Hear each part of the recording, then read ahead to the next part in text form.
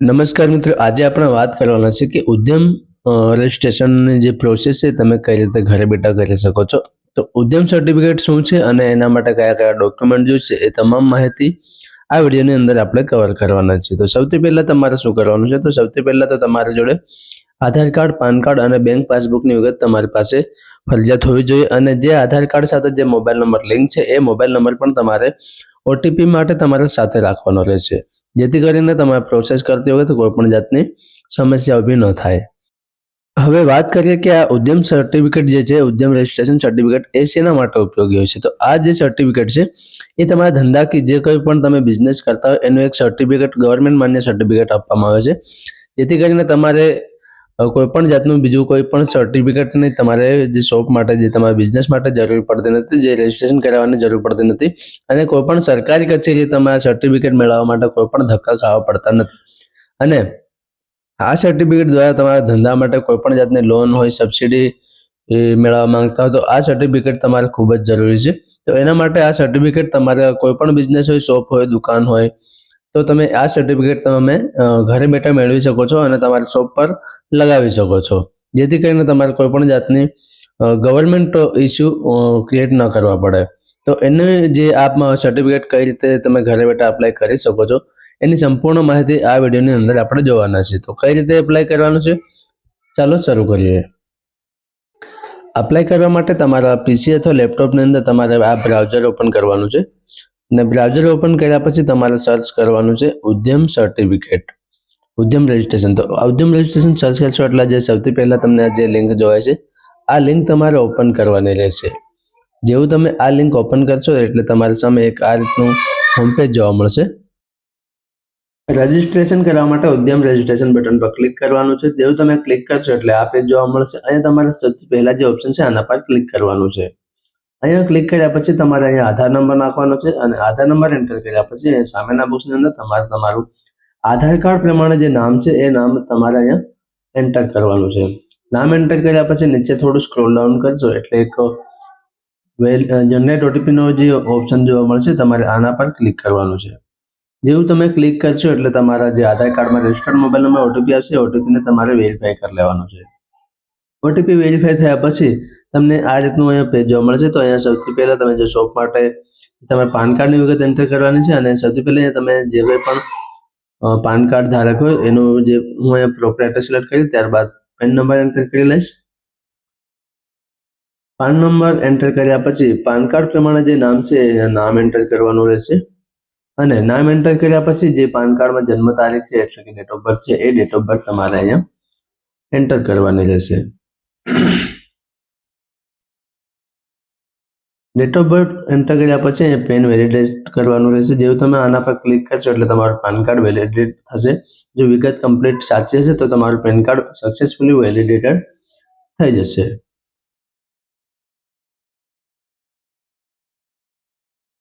તો અહીંયા જોઈ શકો છો. ત્યાર પછી અહીંયા કન્ટિન્યુ બટન પર ક્લિક કરવાનું છે. અહીંયા થોડું નીચે સ્ક્રોલ ડાઉન કરશો એટલે જીએસટી અને આઈટીઆરનું પૂછશે તો તમારે અહીંયા જે કંઈ પણ હોય યસ નો તમારે સિલેક્ટ કરીને આગળ વધવાનું છે. ત્યાર પછી કોલમ નંબર 6 ની અંદર તમારે મોબાઈલ નંબર એન્ટર કરવાનો છે. અને મોબાઈલ નંબર એન્ટર કર્યા પછી તમારી જે ઈમેલ આઈડી છે એ ઈમેલ આઈડી તમારે એન્ટર કરવાની છે. ઈમેલ આઈડી એન્ટર કર્યા પછી તમારે થોડું નીચે સ્ક્રોલ ડાઉન કરવાનું રહેશે. અહીંયા તમારે તમારું જે સોશિયલ ડિસ્ટન્સ છે, મતલબ જે છે એસટી એસસી જે પણ હોય કાસ્ટ સિલેક્ટ કરવાની રહેશે. ત્યાર પછી જેન્ડર, અને જેન્ડર સિલેક્ટ કર્યા પછી તમારે દિવ્યાંગ છો કે નહીં તો એ સિલેક્ટ કરવાનું રહેશે. યસ હોય તો યસ કરીને એની વિગત એન્ટર કરવાની છે, અન્યથા નો કરીને આગળ વધવાનું છે. ત્યાર પછી 11 નંબરના કોલમની અંદર તમારે શોપનું નામ એન્ટર કરવાનું છે. શોપનું નામ એન્ટર કર્યા પછી તમારે યુનિટ એડ કરવાનું છે. જો તમારે એક જ શોપ હોય તો તમે તમારું નામ પણ અહીંયા લખી શકો છો. તો હું અહીંયા વ્યક્તિગત નામ લખી લઈશ જે આધાર કાર્ડ પ્રમાણે. ત્યાર પછી એડ યુનિટ વાળા બટન પર આપણે ક્લિક કરવાનું છે. એડ યુનિટ કરશો એટલે તમારું યુનિટ એડ થઈ જશે. પછી આ યુનિટને સિલેક્ટ કરીને તમારે જે શોપનું જે એડ્રેસ છે એ એડ્રેસ તમારે અહીંયા ફિલ કરવાનું છે. એડ્રેસ સારી રીતે લખ્યા પછી તમારે એડ યુનિટ બટન પર ક્લિક કરવાનું રહેશે.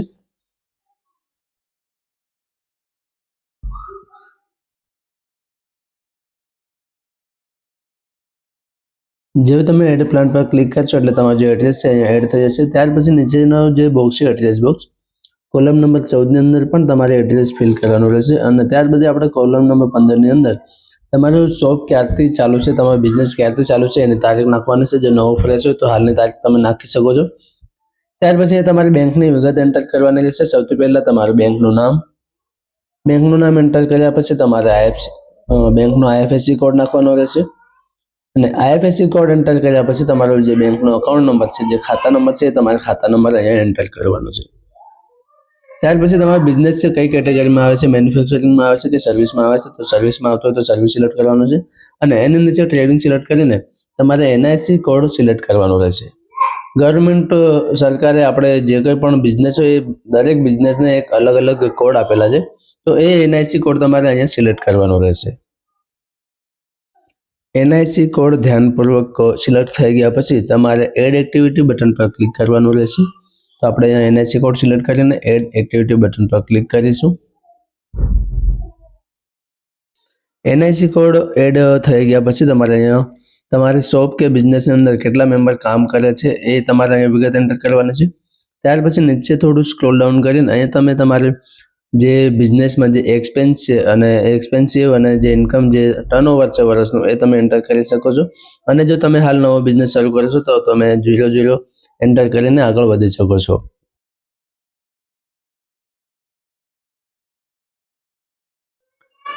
ત્યાર પછી તમે થોડું નીચે સ્ક્રોલ ડાઉન કરશો એટલે તમારે આ જે વિગત યસનો દ્વારા તમારે ફિલ કરવાની છે, જે તમે વાંચીને તમે તમારે જે અનુકૂળતા પ્રમાણે યસનો એન્ટર કરી અને આગળ વધી શકો છો. ત્યાર પછી તમારે સબમિટ એન્ડ જનરેટ ઓટીપી પર ફાઇનલ સબમિટ પર ક્લિક કરવાનું છે. અહીંયા આપણે કોલમ નંબર 13 ની અંદર જે એડ્રેસ ફિલ કરવાનો તો એ બાકી છે, તો એના લીધે અહીંયા એરર આવ્યું છે, રેડ ક્રોસમાં બતાવે છે. તો આ એડ્રેસ પણ આપણે ધ્યાનપૂર્વક ફટાફટ ફિલ કરવાનું રહેશે.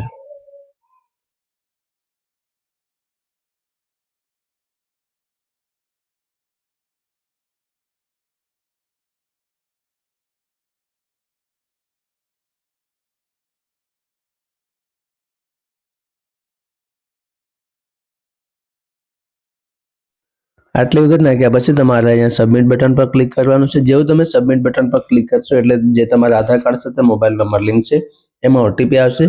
એ ઓટીપી તમારે અહીંયા એન્ટર કરવાનો છે.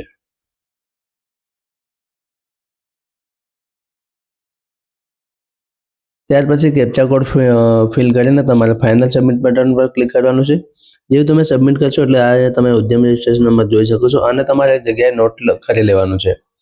હવે આવશે આપણે જે પ્રિન્ટ, આ જે ઉદ્યમ રજિસ્ટ્રેશન તમે જોઈ શકો છો એનો સ્ક્રીનશોટ અથવા એને નોટ કરીને તમારે સાચવી રાખવાનું છે. ત્યાર પછી એને પ્રિન્ટ આઉટ પણ લઈ શકો છો અને હવે જે ઉદ્યમ સર્ટિફિકેટની જે પ્રિન્ટ છે એ તમારે કઈ રીતે તમે મેળવી શકો છો, તો એના માટે આપણે શું કરવાનું છે કે ઉદ્યમ પ્રિન્ટ એન્ડ વેરીફાઈ વાળો જે ઓપ્શન છે એના પર આપણે ક્લિક કરવાનું રહેશે. જેવું તમે આના પર ક્લિક કરશો એટલે તમારે જે લોગિન કરવા માટેનો પેજ જોવા મળશે. અહીંયા જે આપણે ઉદ્યમ રજિસ્ટ્રેશનનો જે નંબર આપણને મળ્યો છે એ ઉદ્યમ સર્ટિફિકેટ નંબર આપણે અહીંયા એન્ટર કરવાનો છે. આ નંબર એન્ટર કર્યા પછી તમારો જે મોબાઈલ નંબર છે એ મોબાઈલ નંબર એન્ટર કરવાનો છે અને આ ઓટીપીમાં ઈમેલ અને મોબાઈલ નંબર, તો આપણે મોબાઈલ નંબર સિલેક્ટ કરી મોબાઈલ નંબર પર ઓટીપી મેળવવાનું છે. તો અહીંયા સબમિટ બટન પર ક્લિક કરવાનું છે. જેવું તમે વેલિડેટ કરશો એટલે જે તમારો રજિસ્ટ્રેશન નંબર યુઝ કર્યો છે જે મોબાઈલ નંબર એમાં ઓટીપી આવશે અને એ ઓટીપીને આપણે વેલિડેટ કરવાનું રહેશે. ઓટીપી વેરીફાઈ થઈ જાય એટલે તમે આ રીતે તમારું સર્ટિફિકેટ જોઈ શકો છો અને અહીંયા પ્રિન્ટવાળા જે ઓપ્શન છે એના પર ક્લિક કરીને આ સર્ટિફિકેટને તમે પ્રિન્ટ આઉટ લઈ શકો છો અને તમે આ પ્રિન્ટ આઉટને તમારા શોપ અથવા જે ઓફિસ છે ત્યાં તમારે આને ફ્રેમ આઉટ કરીને તમે લગાવી શકો છો અને તમારે કોઈ પણ જાતની લોન મેળવવી હોય કે સહાય મેળવવી હોય કે સબસિડી મેળવવી હોય તો તમે આ સર્ટિફિકેટનો ઉપયોગ તમે કરી શકો છો. મિત્રો, વિડીયો પસંદ આવ્યો તો વિડીયોને લાઇક કરજો અને તમારા મિત્રો સાથે પણ શેર કરજો, જેથી કરીને એ લોકો પણ ઘરે બેઠા સર્ટિફિકેટ મેળવી શકે. અરજી કરતી વખતે કોઈ પણ જાતની મુશ્કેલી, કોઈ પણ જાતની કંઈક સમજણ ન પડતી હોય તો તમે અમને કમેન્ટ કરીને પૂછી શકો છો. અમે તમારી કમેન્ટનો જરૂર આન્સર આપવાનો કોશિશ કરીશું.